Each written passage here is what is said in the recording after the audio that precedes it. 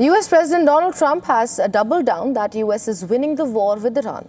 He assured that the US military is achieving its military objectives in the ongoing operations, suggesting that Tehran was desperately looking for a deal. Speaking at a Miami event sponsored by a Saudi sovereign wealth fund, Trump said that US was going after targets as it was controlling Iranian airspace. He added that US has another 3,554 targets left and that they will be hit very quickly. We're crushing Iran's currently as we speak. I just looked. We had another big day. We hit them. They don't know what's happening. Remember this.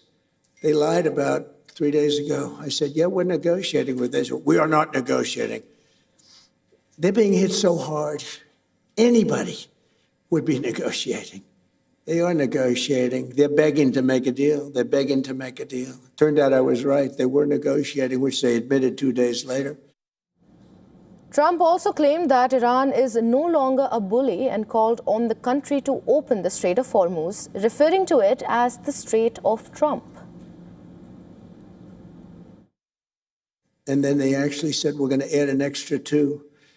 And they added an extra 2, so we had 10 ships. And then people realized we were actually negotiating. We're negotiating now, and it'd be great if we could do something, but they have to open it up. They have to open up the Strait of Hormuz. Despite Trump's banter, the situation in Strait of Hormuz remains tense. In the latest, UN chief has launched an interagency task force in a bid to mitigate the evolving situation in the Strait of Hormuz. Well, the UN hopes that the task force will help secure the passage of fertilizers for agricultural production in the coming months. In a joint statement, the G7 foreign ministers reiterated the absolute necessity to permanently restore safe and toll-free freedom of navigation in the Strait of Hormuz.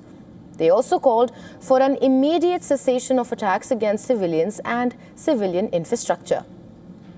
Parallel to this, US Secretary of State Marco Rubio has said he expects Washington's war objectives in Iran to be completed in the next couple of weeks, regardless of whether the United States sends ground troops. Following the G7 talks in Paris, Rubio said that once the operations are completed, Iran would be weaker than it has been in recent history.